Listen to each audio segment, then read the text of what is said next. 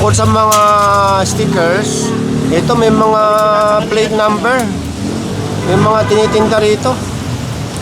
Sabay-sabay na hatakin itong mga sasakyan. 3. Isa na yan. Itong tractor head. Saka yun.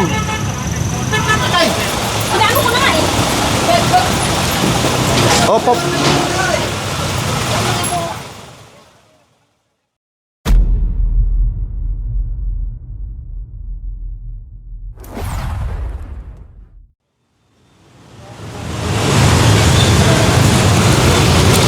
Marami na naman natikitan dito sa ilalim ng footbridge.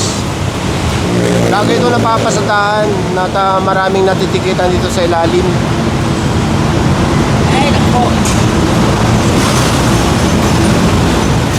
Magandang umaga sa inyong lahat. Ngayon ay March 10, 2026 at sa oras na 8:50 ng umaga. Nandito ngayon Special Operations Group ng MMDA sa may EDSA northbound at nasa tayo, Bagong Baryo, Caloocan. At dito sa Bagong Baryo, dito sa kahaba ng EDSA, mayroong complaint katulad nito. Yung mga iyan, mga nakausli sa sidewalk.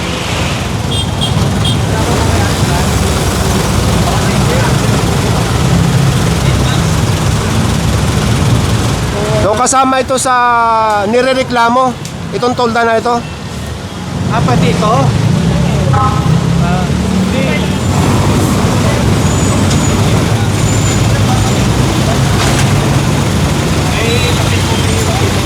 Mga bago pala itong sasakyan na naka-display dito sa ilalim ng tolda. Sa harap mismo ng isa sa mga malalaking kumpanya ng car dealer. Yun nga lang, ito, hagip nila yung sidewalk. So naalis na yung isang display dito. Ngayon, natikitan ito dahil dito naman lahat yung authorized magmaneho nitong mga bagong sasakyan. So, tatanggalin itong tolda. Habang tinatanggal itong tolda, napag-usapan ng kumpanya at ng MMDA, tatanggalin na lang daw nila itong plant box para may usog. Yung unahan nitong mga sasakyan o solihan ng sagad dito para pag halimbawang natanggal ito, kung titignan dito, maiiwasan na itong sidewalk. O ayan, pag natanggal yung plant box, so malilibre na itong sidewalk. So ayan, after ma-dismantle itong tolda, so sila lang bahala magligpit yan.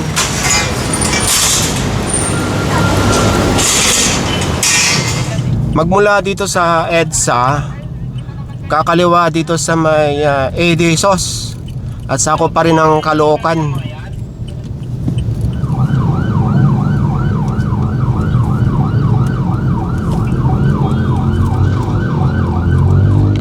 Nasa corner tayo ngayon ng Mauban saka ng Bonifacio. Yan sa kaliwa, part ng Quezon City.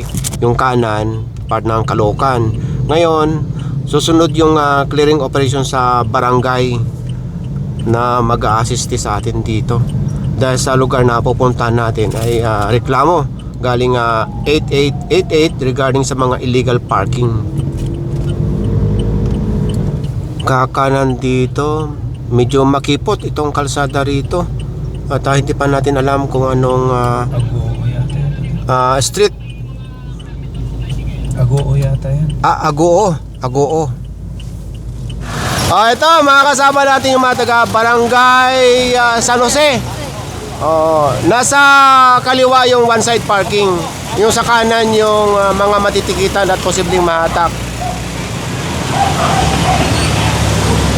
Ito yung one side parking sa kanan Ito ngayon yung mga natikitan at ito na nga, hahatakin na.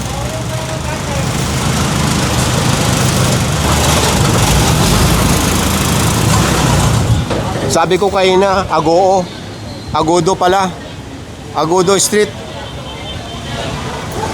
Marami pa dito sa unahan.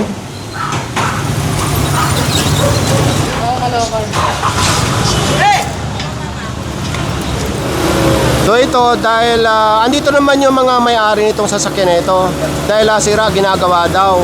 Ngayon kung mapapaandar, pwede lang tanggalin. Yun nga lang, hindi lang mapaandar kaya hahatakin na ito.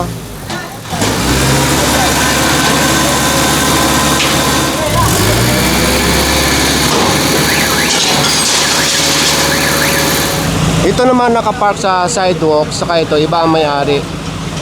So yung isa, na lagyan na ng tow bar, saka ito nalagyan na ng kadena. So itong dalawang kotse na magkaibang may-ari, so after ng paliwanagan, nagkasundo naman. So tiyatanggal na yung mga ibang gamit bago hatakin.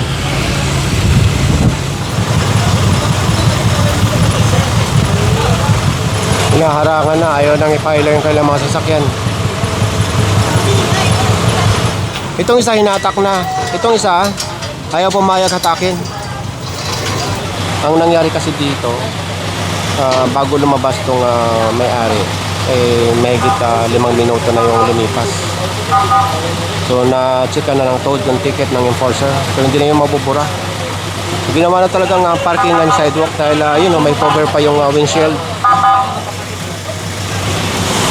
So yun, after ng paliwanagan, hahatakin na rin itong sasakyan.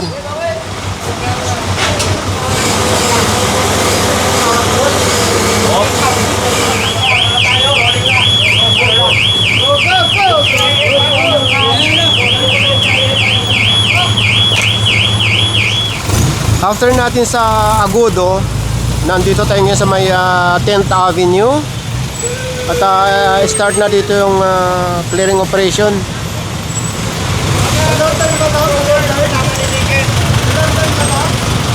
Tuluyan ang mahatak yung SUV na nadaanan natin.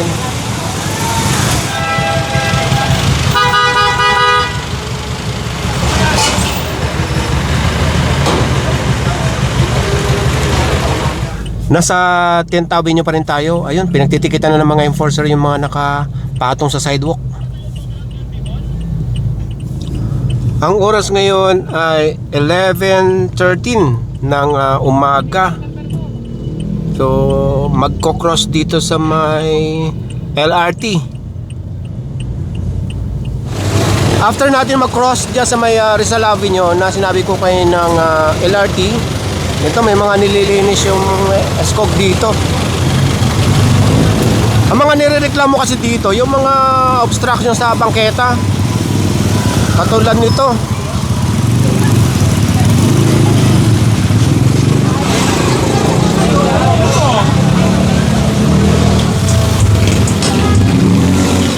Kukunin lang yung pinaka-frame. Ibibigay yung mga sticker.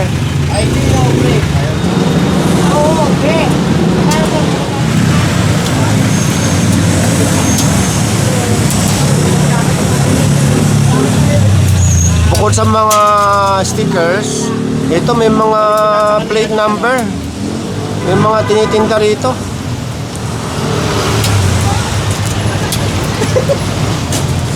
O yan o, MV file.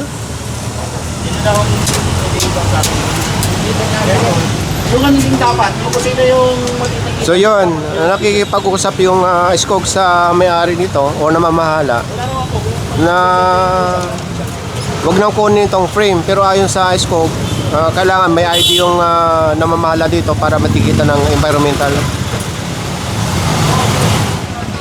So yun, titigitan na lang daw. Okay, tara. Magmula dito sa may 10th Avenue, kumaliwa dito sa may, ano nga ba ito? Nasa Caloocan pa rin tayo ha. May lagay ko na lang mamaya sa screen yung street. Mabini. Ha? Mabini. Nasa Mabini tayo. Sa oras na 11:40 ng tanghali. Ito, nadaanan itong mga dambuhalang truck at tinikitan dahil naka-usli na yung unahan. Ito yung sidewalk. Magmula sa C3, kumaliwa dito sa dagat-dagatan at ito yung mga container truck na ito. Ito yung mga nirereklamo dito. Kaliwat kanan dito matitikitan at posibleng mahatak.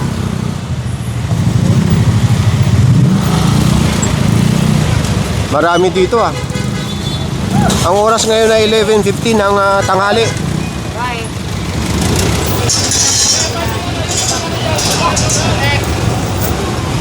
Magmula dito sa hahataking tractor head, meron din dito sa kabila. So ayun, may lumabas na ayaw ibigay ng lisensya.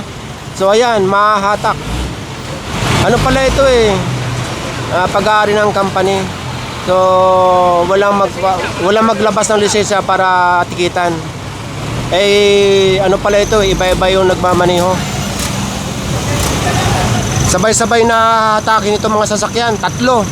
Isa na yan, itong tractor head, saka yun.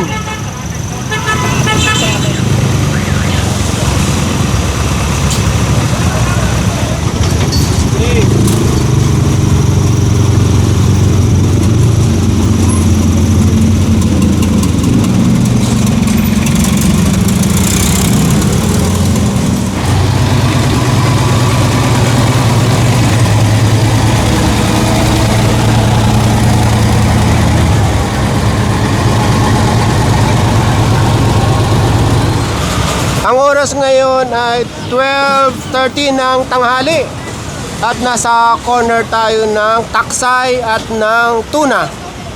So ito yung tinitikitan sa ngayon at pagka hindi lumabas yung may-ari ay mahahatak. Bukod sa nakapark na siya sa kalsada, nasa kanto. Magmula dito sa pickup, meron din yata nga atakin dito sa harap ng gas station.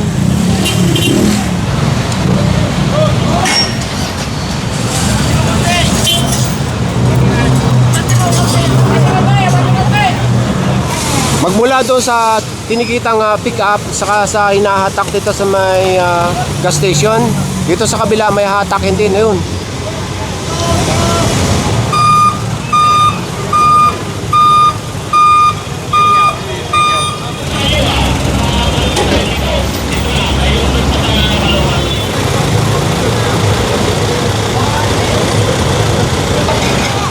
Itong may-ari ng pickup, sasama na lang daw sa Tumana, Marikina.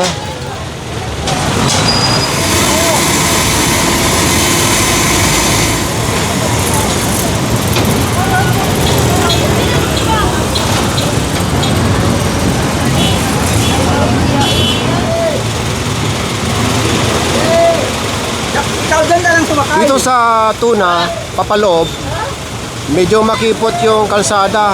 Kasama ito sa complaint at maraming mga motor na isasampa doon sa unahan. Kasama na ito, itong dalawang ito. Sandali lang ako. Sa'yo, pwede, no? Naayos sa sasakyan. Sandali lang kayo sukusin. Inano lang yung sasakyan. Ayan. Uy, sinakay. Inano ko na nga eh. Hop, hop.